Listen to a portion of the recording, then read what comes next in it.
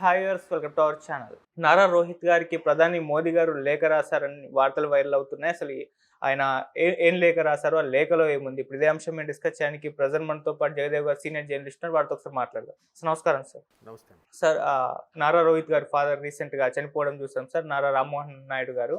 So చాలా మంది సినీ ప్రముఖులు, పొలిటీషియన్స్ అందరూ కూడా సంతాపం వ్యక్తం చేస్తున్నారు ఆయా మార్గాల ద్వారా. సో ఇప్పుడు మోదీ గారు కూడా ఆయనకి స్వయంగా లేఖ రాశారని చెప్పేసి వార్త వైరల్ అవుతుంది. మరి నిజంగా రాశారా, ఏం రాశారా, లేఖలో ఏముంది సార్? నారా రామ్మూర్తి నాయుడు గారు ఆయన పేరు. ఈ మధ్యకాలంలో చాలా సందర్భాల్లో రామ్మోహన్ నాయుడు గారు అని వచ్చేస్తుంది. క్షమించాలి ఆ విషయంలో, ఎందుకంటే సెంట్రల్ మినిస్టర్ గారి పేరు వచ్చేస్తుంది మధ్యలో. ఈయన నారా రామ్మూర్తి నాయుడు గారు. సో ఈయన బాబు గారు స్వయాన సోదరుడు. అయితే ఆయనకి మళ్ళీ ఇద్దరు కుమారులు, నారా రోహిత్ గారు, తర్వాత గిరీష్ ఆయన పేరు ఇంకో ఆయన. సో రోహిత్ గారు మనకి సుపరిచితులే. బాణం అనే సినిమా నుంచి కూడా మంచి కంటెంట్ ఉన్న మూవీస్ తీసిన హీరో. రీసెంట్గా ప్రతినిధి 2 కూడా తీశారు మన మూర్తి గారి డైరెక్షన్. ఇక్కడ ఆశ్చర్యకరమైన విషయం, గొప్ప విషయం ఏంటంటే ప్రధానమంత్రి నరేంద్ర మోదీ గారు నారా రోహిత్ గారికి లేఖ రాయడం. అంటే బాబు గారు ముఖ్యమంత్రిగా ఉండి ఎన్డీఏ కూటమిలో భాగస్వామ్యం కాబట్టి బాబు గారికి ఫోన్ చేసి పరామర్శించారు, ఓకే. బట్ ఆయన ఎన్డీఏ కూటమిలో అభ్యర్థి ఏమి కాదు, ఎవరు? రామ్మూర్తి నాయుడు గారు. అండ్ మోర్ ఓవర్ ఆయన తర్వాత కాంగ్రెస్కి వెళ్ళారు, అనారోగ్యంగా కొన్నాళ్ళు ఇంటికే పరిమితమయ్యారు, దానివల్ల రీసెంట్గా చనిపోయారు.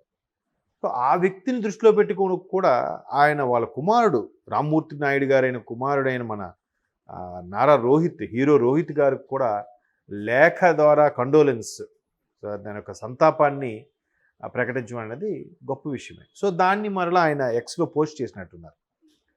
సో అంటే నరేంద్ర మోదీ గారి యొక్క గొప్పతనం ఏంటంటే ఎక్కడే కాదు, ఎక్కడ ప్రముఖులు ఎవరు అకస్మాత్తుగా మరణించిన లేదా వయసు రీత్యా మరణించిన ఒక కళాత్మక దృష్టితో, అంటే ఒక సినిమాకు సంబంధించిన వారిని కానీ, ఒక ఫెమిలియర్ పర్సన్స్ కానీ, లేదా ఒక నాటకాల్లో ఉన్నత స్థాయికి వెళ్ళిన వాళ్ళు కానీ, సంగీత విద్వాంసులు కానీ, ఇట్లా ఎవరు, లేదంటే సొసైటీ గురించి పాటుపడే ఒక సామాజికవేత్తలు కానీ, అటువంటి వ్యక్తుల్లో ఎవరు ఇదైనా కూడా వెంటనే వాళ్ళ కుటుంబానికి ఎక్స్ వేదికగా కండోలెన్స్ చెప్పడం. బాబు గారికి ఫోన్ చేసి మాట్లాడితే కుటుంబ పెద్దగా సరిపోతుంది. బట్ పిల్లలుగా వాళ్ళకు కూడా ధైర్యం చెప్పే అంశం మీద ఆయన తీసుకున్న చొరవ, ఆయన తీసుకుని అలా లేఖ రాయడం, ప్రధానమంత్రి స్థాయి వ్యక్తి ఎంత బిజీగా ఉంటారో తెలిసిందే కదా. రామ్మూర్తి నాయుడు గారి కోసం దాని యొక్క సంతాపాన్ని తెలియజేయబడినంత మాత్రాన ఎవరేమనేరు, ఏమో అనుకోరు. కానీ దాన్ని ఆయన బాధ్యతగా కటసీగా తీసుకొని లెటర్ రాయడం అనేది, అది ఇప్పుడు మనం చర్చించుకోవాల్సిన అంశం. సో అందులో కూడా తండ్రి స్థానం గురించి కానీ, తండ్రి లేకపోతే ఏ కుటుంబ పెద్ద లేకపోయినా ఆ కుటుంబం ఎంత చిన్నాభిన్నం అయిపోతుందా, లేదంటే ఒక సరైన అండని తోడుని కోల్పోతుందా అనే విధంగా ఆ లేఖ సారాంశం అది ఉండడం చాలా. ఇప్పుడు జనరల్గా ఆయన ఒకవేళ ఆయన మీద ఎవరు విసిరినా దాన్ని పాజిటివ్గా తీసుకుంటాడు. ఒకనొక టైంలో ఒక కాంగ్రెస్ నాయకుడు ఒక టీ అమ్ముకునేవాడు, నీకేం తెలుసు దేశం గురించి అని అంటే, ఖచ్చితంగా ఒక ఛాయ్ వాలాని నేను, ఒక ఛాయ్ వాలా కొడుకుని నేను. అందుకే సామాన్యుల పరిస్థితులు నాకు అర్థమవుతున్నాయి. ఆ ఛాయ్ అమ్ముకున్నప్పుడు వాళ్ళ కష్టసుఖాలు ఏంటని నాకు అర్థమవుతున్నాయి. తిండికి లేక కేవలం ఛాయ్ తాగుతూ బతికేసిన వాళ్ళ బాధలు నాకు తెలుసు కాబట్టే, అందులో బీజేపీ లాంటి పార్టీలు ఉన్నాను కాబట్టే నేను ఒక ఛాయ్ వాలానైనా ప్రధానమంత్రి స్థాయికి ఎదగగలిగాను అన్నట్టుగా నెగిటివ్ని కూడా పాజిటివ్గా మార్చుకునే సమర్థుడు ప్రధానమంత్రి. అంటే చాలా దగ్గర ఇక్కడికి వస్తే తెలుగులో మాట్లాడడం, తెలుగులో సంబోధించి చెప్పడం, ఉగాదికి తెలుగువారి శుభాకాంక్షలు, తెలుగు సంవత్సరం శుభాకాంక్ష చెప్పడం, తెలుగు భాషా దినోత్సవం మొన్నెప్పుడు జరిగినప్పుడు కూడా తెలుగు భాష ఎంత గొప్పది అని చెప్పి ఒక లేఖ రాశారు. దాని మీద ఒక స్పీచ్ కూడా ఇచ్చారు. తర్వాత మన్ కీ బాత్ రేడియోలో వస్తుంది, ఆ మన్ కీ బాత్లో కూడా తెలుగు యొక్క గొప్పతనం చెప్పాడు ఆయన.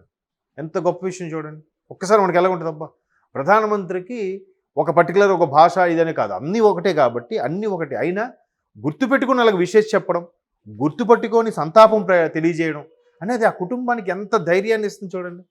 ఒక్కసారి అరే ప్రధాని నరేంద్ర మోదీ గారు లేఖ రాశారా నారా రోహిత్కి, ఆటోమేటిక్ బాబు గారికి చెప్పారంటే కుటుంబ పెద్దగా చెప్పారు, అక్కడ సరిపోతుంది. అంటే వాళ్ళంతా కుటుంబం కదమ్మా. సో అలాంటిది బాబు గారు ఆయన బాధ్యత ఆయన పాడి మోసారు. నాకు తెలిసి చాలా అరుదుగా రామోజీరావు గారికి ఒకటి మోసాడు ఆయన, మరలా సొంత తమ్ముడు కాబట్టి ఇక్కడ ఈయన మోసాడు. ఎన్ని పనులు, ఢిల్లీ పనులు, మినిస్ట్రీలతో వరుస అపాయింట్మెంట్లు ఉన్నాయంట. సెంట్రల్ మినిస్టర్ అంటే రాష్ట్రానికి కావాల్సిన ఫండింగ్ ఏంటి, నిధులు ఏంటి, ఈ రైల్వే జోన్కు సంబంధించి ఒకటి కాదు చాలా.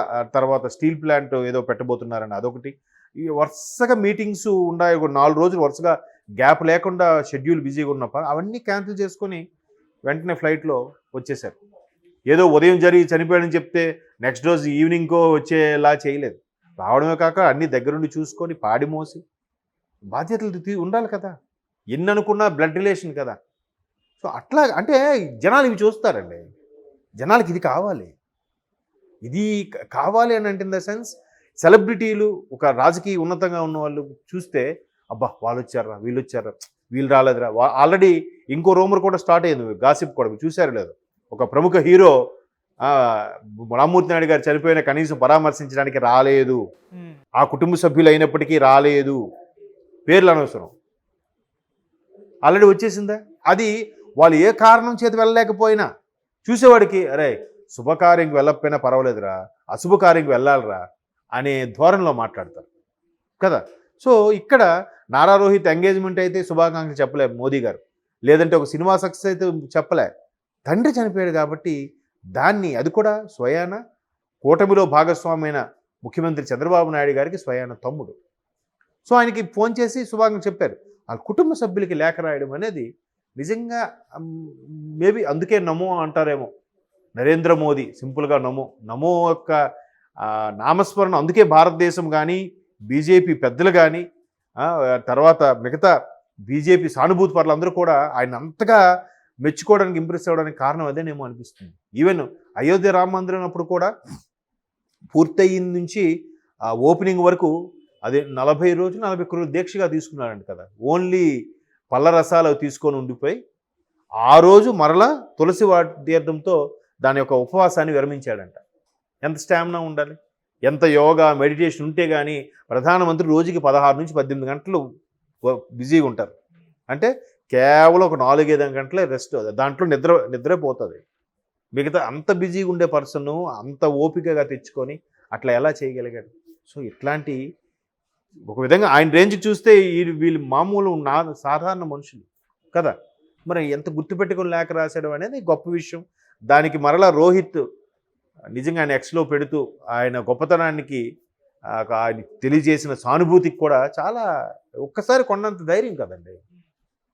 అది రావాలి. అది ఏ రాజకీయ నాయకుడికైనా, ఏ సెలబ్రిటీకైనా అది ఉండాలి. అది ఆ మనస్తత్వం రావాలి. అప్పుడే కలుపుకుపోయే తత్వం డెవలప్ అవుతుంది. Thank you so much. Thank you.